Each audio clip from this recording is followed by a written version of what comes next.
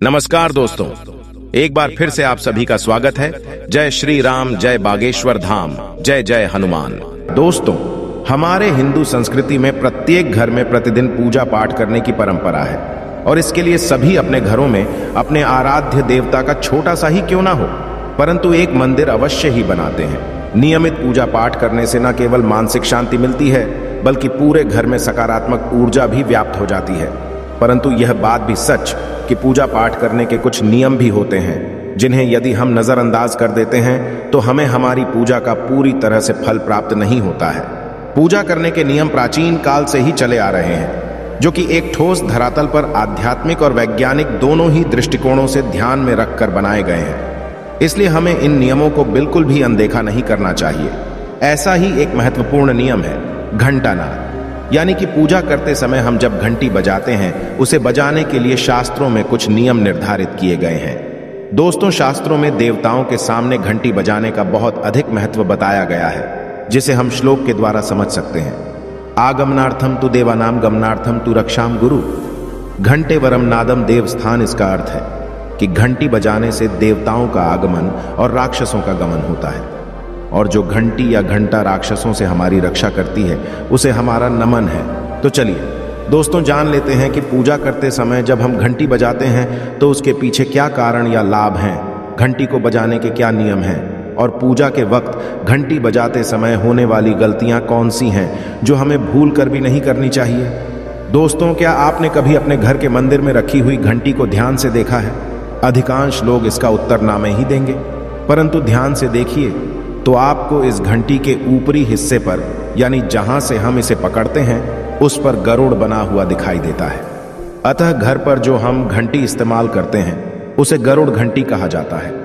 दोस्तों, पूजा करते समय गरुड़ घंटी का उपयोग भगवान को आमंत्रित करने अर्थात भगवान का आवाहन करने के लिए किया जाता है, जिससे एक सुंदर ध्वनि से भगवान का आवाहन करने का आभास होता है। जब हम विधि विधान से पूजा करते हैं तो उसमें घंटी का उपयोग अवश्य रूप से करते हैं।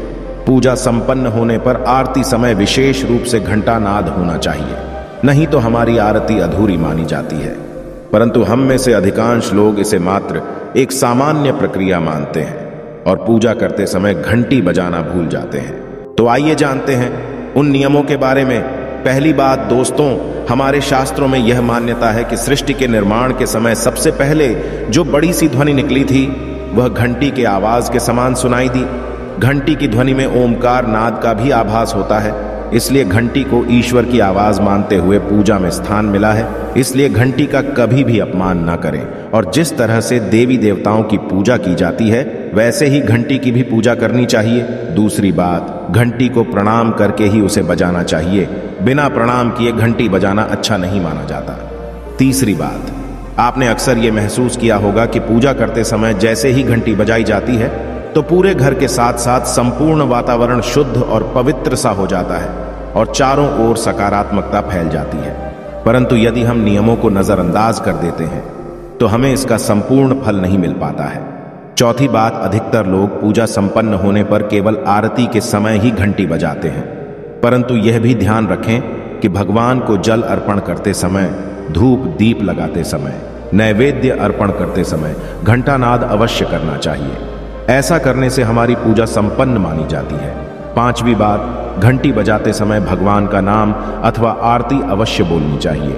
1 या 2 मिनट ही क्यों ना हो, परंतु प्रतिदिन सुबह शाम घर में घंटी अवश्य बजानी चाहिए।